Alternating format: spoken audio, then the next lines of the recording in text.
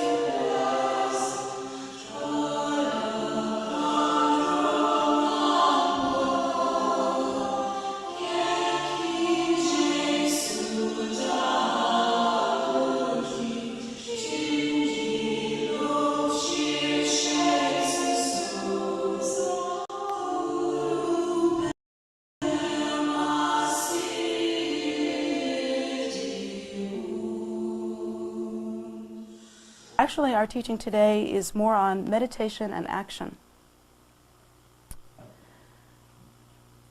We, like the children, as we grow up and as we become older, and things happen to us like what seems to be happening to Jeff's father, according to him, you know, the hair thing.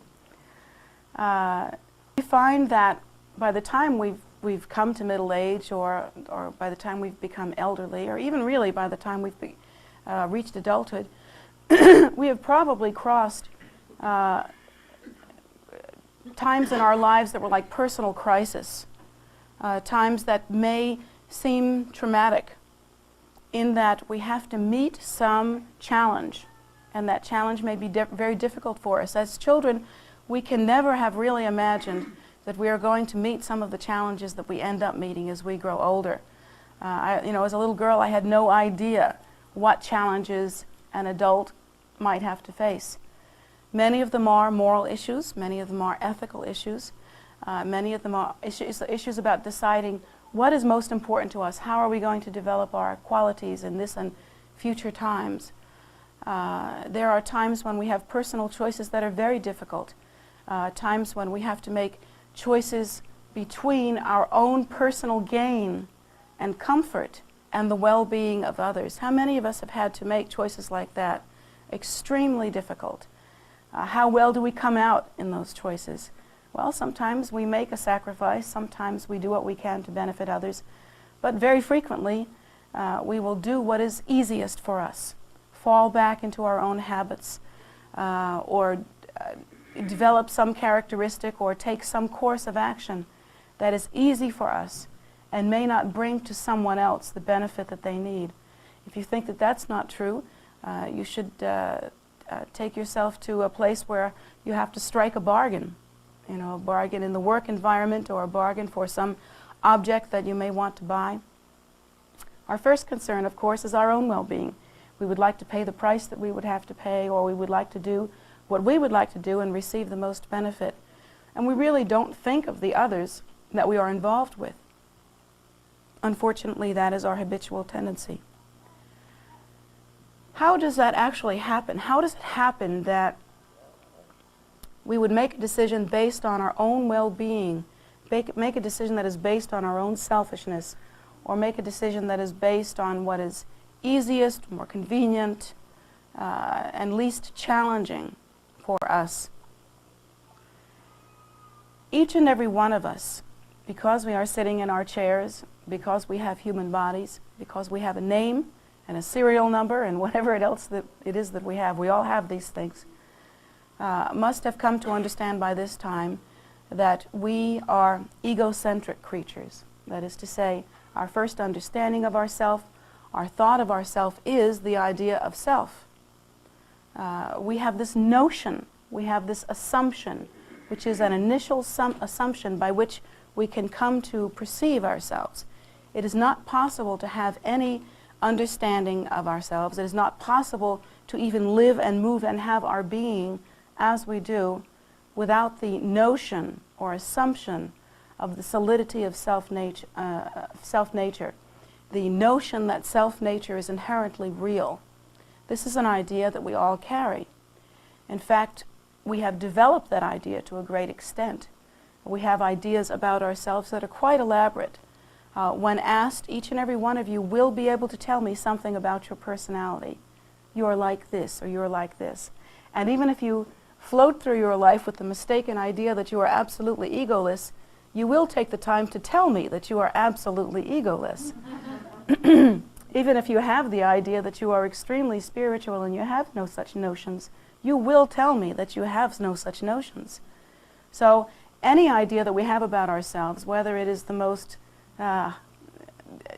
convoluted and neurotic idea, or whether it is an idea that seems to us to be very straightforward and highly spiritual, is based on the idea of self-nature as being inherently real. This is something that each of us carries. Every idea, every notion that we have after the idea of self-nature as being inherently real is going to be developing or having to do with that self. It's going to be based on that idea of self-nature. If we have the idea that we have certain kinds of qualities, if we have the idea that we have had certain kinds of experiences, all of those ideas about our qualities, or even a determination of what our experiences are or have been, come from the idea of self-nature as being inherently real. One can witness that two people growing up and living in the same environment will have very different ways in which that environment affects them. Even two twins, or two brothers or two sisters, growing up with the same parents and the same value systems will have very different ideas as to how that environment has affected them, and they will react to that environment very, very differently. One of the reasons that we will react to the environment very differently, of course, is our karma, the karma of our mind stream, the content of our mind stream. But that karma, and even the reactive process that we engage in since the time of our birth, is due to certain ideas that we have about self-nature. According to the Buddha, we actually come into this life. We could not be born into this life as a human being without the notion of self-nature being inherently real. Each of us has that idea. During the course of our life, we react to certain kinds of information according to our belief in self-nature and how we see ourselves to be.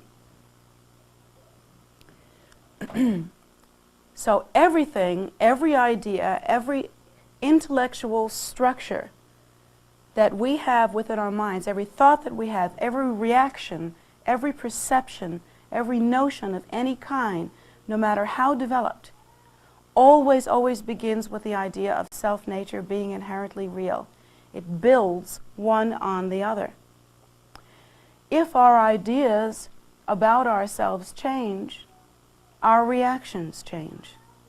If our ideas about ourselves change, even on that gross of a level where we can register our ideas about self, then not only do our reactions change, but our assumptions about external phenomena, our assumptions about the way that we are developing, all developments from that point on will also change. Everything is based on the idea of self-nature being inherently real. All courses of action that we take, every single one, are based on notions that we have about self-nature. None of us would choose any course of action if we did not have that initial notion, that initial assumption of self-nature as being inherently real. When, as adults, we decide to change our qualities because we see that these qualities are bringing us no good benefit. For instance, let us say that we discover for ourselves that we've developed a certain degree of selfishness and self-absorption, and that self-absorption and selfishness is an extremely neurotic habit pattern. And we discover that according to the Buddha, this selfishness and self-absorption will always bring us unhappiness. And we set out, due to that teaching, to change this selfishness and self-absorption. In order to do that, we have to develop a technology by which our assumption of self-nature, something very basic and inherent within our minds, will begin to change. If we decide that we're going to change our habit patterns, if we decide that we're going to change the way that we interact with others, if we decide that we're going to become less selfish, that may be very difficult to do. And that may be difficult to do because it seems as though we always revert back to our own old habits. How many of us have noticed that? It's always the case, isn't it? It's always the case that we revert back to our own habits. We may decide one day that now we're going to engage in a spiritual journey, that we are going to take on new characteristics, that everything about us is going to change. And we will discover probably by the end of that very same day that our thought processes have reverted back to what they were, and we're acting just like we always have. It's almost as though our minds were like an elastic rubber band, and we stretched them to their fullest capacity, but then boom, they regain their original shape. So we have to try to develop some awareness of a technology that may be able to help us kind of over the hump. That technology has to be able to help us to change at the very core of the notion that is central to our minds. The Buddha teaches us that the idea or the notion of self-nature, that basic assumption is a false assumption. That in fact the idea we have of self-nature, the way in which we engage in the process of thought about self-nature, that first assumption, the first gossamer thin original notion is actually a false notion, that we do not understand our nature. We believe ourselves to be what we see ourselves to be: mind, body, eyes, nose, ears, personality, and that these ideas of self-nature aren't true at all, that they have no basis in what the Buddha teaches. The Buddha teaches us that instead our nature is the primordial wisdom nature, that our nature is completely uncontrived and free of all assumption, such as the idea of self-nature. There is no contrivance in our true primordial wisdom nature, that is the contrivance of separation between self and other. There is no distinction in our true nature. That nature is essentially empty, self-luminous, innately aware, but aware in a non-specific way, that is to say, aware in a way that does not distinguish between self and other. In order for us to truly change our habitual tendencies, which are in fact ingrained within our minds, not only in this lifetime, since our birth, that's the popular thought, we think that our parents did it, but no, it is not only engraved in our minds since this birth, but actually that we have engaged in habitual tendency based on the assumption of self-nature being inherently real since time out of mind. If we really want to change that habitual tendency, that assumption of self-nature, we have to engage in a technology that is quite profound, and we have to hit the problem at the core. We kind of have to cut it off at the root. And the root, of course, is the assumption of self-nature as being inherently real. So does that mean that what we should do then is to develop the habit of running around saying, hey, self-nature isn't inherently real? No, because it would be self-nature that would be doing that. So that wouldn't help. In fact, eventually you'd make yourself just a little bit crazy. I don't think that that is the benefit that we are looking for. We do not want to develop any inappropriate activity. We do not want to increase our neuroses by acting in a way that is inappropriate to what we understand about ourselves. We have to change this habitual tendency of having the notion of self-nature through meditation and that meditation has to happen at a very deep and profound level. In the path of Vajrayana, which is the path that is practiced here, there are many ways to accomplish the same goal, many different levels of practice. One of the ways, or two of the ways actually, or I should say it actually is one complete way, is through the practice of generation and completion stage meditation. Remember that every activity that you engage in, every idea that you have, is based on the notion or assumption of self-nature, that is the initial format for any ideation at all. Any ideation that we have arises from that assumption, as though that assumption were at this very center and core of our minds. Anything that happens within our minds blossoms out from that assumption of self-nature. So in the Buddha's teachings, we are taught to meditate on emptiness. We are taught to meditate on the natural, uncontrived, luminous, primordial wisdom view. We are taught to relax the mind and teach the mind not grasping, not clinging, to practice the habit of no grasping, no clinging, and to allow the mind in a very spontaneously restful state to meditate on shunyata, to meditate on emptiness, to meditate in such a way that one does not consider or grasp to or cling to the idea of self-nature as being inherently real. In generation stage practice, one meditates on shunyata, one practices shunyata, and then from that meditation, one actually arises, considering that one is actually arising from shunyata, which is very much like, which is actually our true state, our true nature. And in arising from that natural primordial wisdom state, one can only demonstrate absolutely pure qualities, because those qualities that are extremely pure, that have no ego clinging, these are the qualities that are naturally inherent, that are natural displays of the primordial wisdom state, of the natural state that is our state. If we arise from the idea of self-nature, we are likely to have all kinds of displays of that clinging to self-nature. We are likely to have the idea of grasping, as likely to have grasping as non-grasping. We are likely to have the idea of self-nature display itself as the ignorance that it is.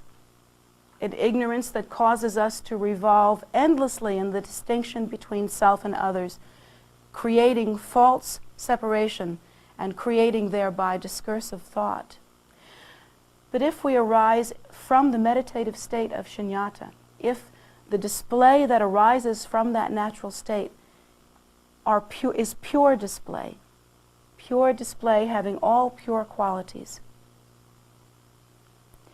any activity that arises from that natural state must naturally be compassionate activity, because in that state there is no ego clinging, because in that state there is no consideration of self-nature. When we meditate on emptiness, all that can arise from that natural state is the natural display of emptiness, or the bodhicitta, the compassion. This compassion can be understood then after meditation, to the extent that we really purify our view, can be understood as truly our natural state. But in the condition that we are in now, we do not naturally arise in the state of compassionate activity. We do not naturally display a compassionate activity due to the clinging of self-nature. So we try to practice the path. And in practicing the path, we are able to practice in such a way as to meditate on emptiness, and then all activity arises as the display of that emptiness.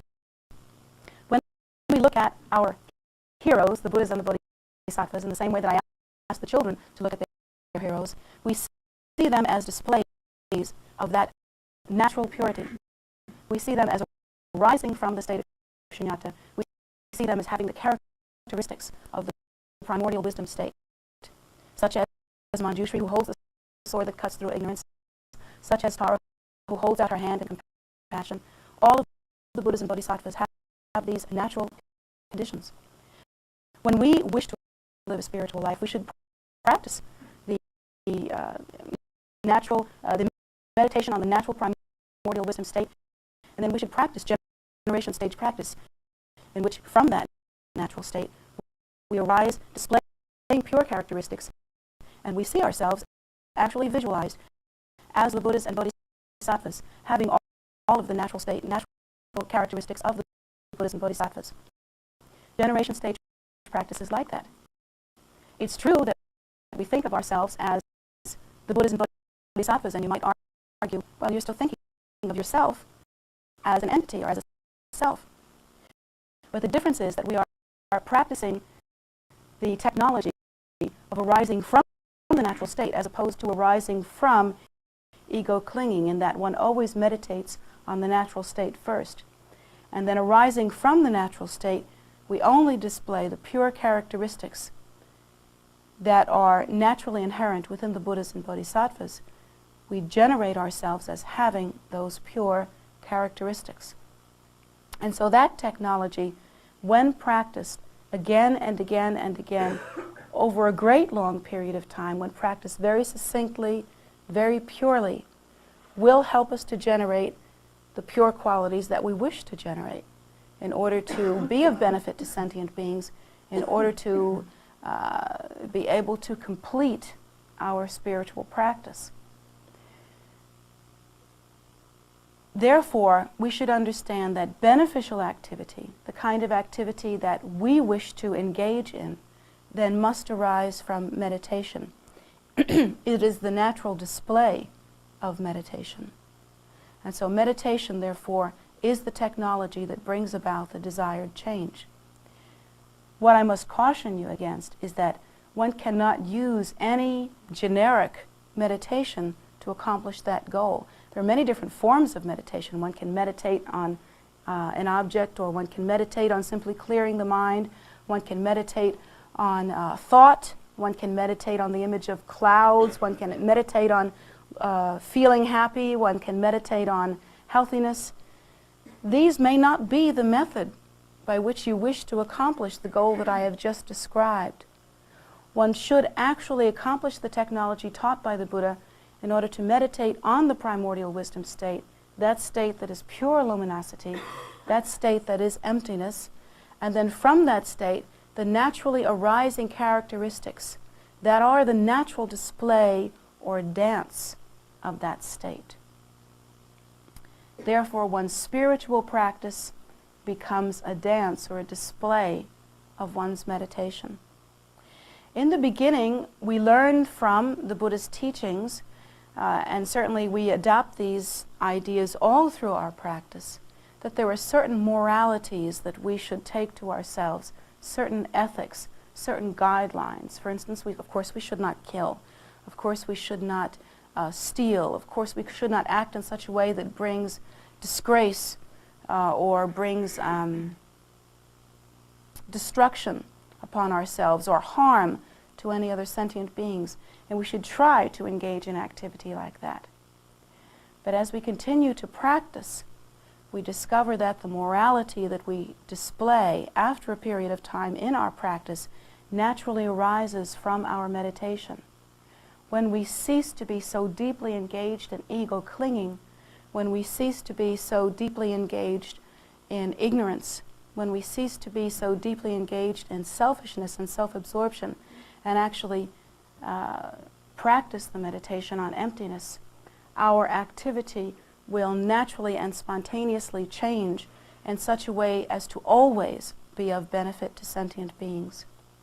Those lamas, Buddhas, Bodhisattvas that have attained the significant realization associated with Buddhahood naturally arise, naturally come forth in such a way that all their activity is compassionate activity.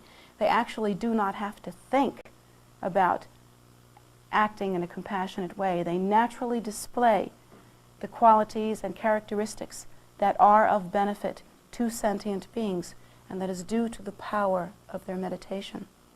So the suggestion here is to develop and hang on to learn and to accomplish generation and completion stage practice, to actually learn the technology of meditation so that one's life can really become a spiritual vehicle or an expression of that natural primordial wisdom state.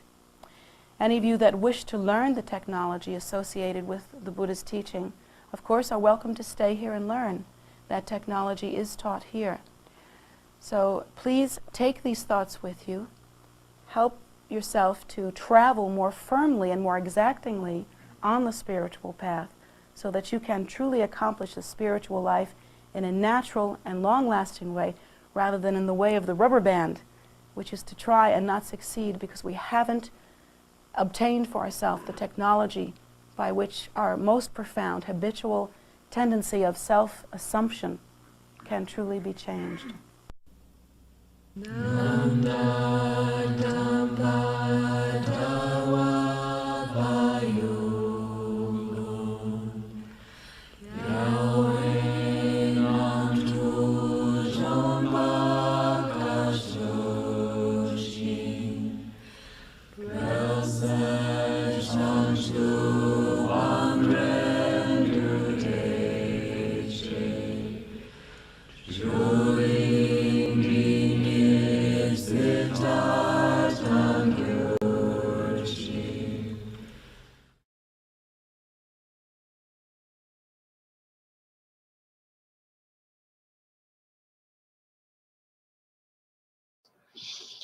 Thank you all so much for joining us. That was a short one comparatively. Sometimes they're quite a bit longer, but very pithy. So I'm really glad you were here with us today, and we will be showing another teaching of Jetsunma's from the past this coming Wednesday at 7:30 p.m. These teachings are pre-recorded, and so they are also available on YouTube, and you can watch them there. All of that being said, we have, in addition, meditations on YouTube, Saturdays and Sunday mornings at 10. Some of you may have already just been there with Miranda. It's taught by a couple of our Anis. Usually on Saturdays it's Ani Rinchen, and Sundays it's Ani Miranda. And we also, on Facebook, have Medicine Buddha practice, which I think they're also doing on YouTube nowadays. So you may be able to get it in both locations. It's a short practice at 7 p.m. It's only online. It's not available in person. And I should back up for a moment and say we are open from 8 a.m. to 8 p.m., which is pretty much all day, every day now. The prayer room is open. So you can come around to the south entrance, which is sort of behind the temple. So from the parking lot, you just walk down the path right there instead of the driveway, and you're right there to come right on in. Doors open. So we're really happy to have everyone visit, and it's just so great to see people again. We're all in post-pandemic recovery, so we're really, really happy to be together again. Daily, we have a food offering ceremony every day, and it's at different times, mostly 5:30, Monday, Tuesday, Wednesday, and Friday. Thursdays at a little earlier at 5 due to some scheduling challenges. Saturday is at noon, and Sunday, all of those are on Zoom. The ones I just said. The Sunday one is not on Zoom. We just can't get there from across the street yet. We do it live at the Riggs and, it's a Riggs and Dupa soak. It's longer. We do it live at the Guru Rinpoche statue, and weather permitting. And so it's, if we can get it on Facebook, we will. YouTube's a little pickier about how much signal they want to look at. So Facebook is kind of easier for us to get to. So if we can, we get it on there. And these days, everything around here is subject to change. You can always look at the calendar, which is on I think I've got it in the chat there. The calendar is on the website, tara.org. under KPC Maryland events calendar. So you can go there and find out all about all these different practices, where you can find them, and you can download copies of them. And they are at you just click on the event itself on the calendar. It's on a Google Calendar.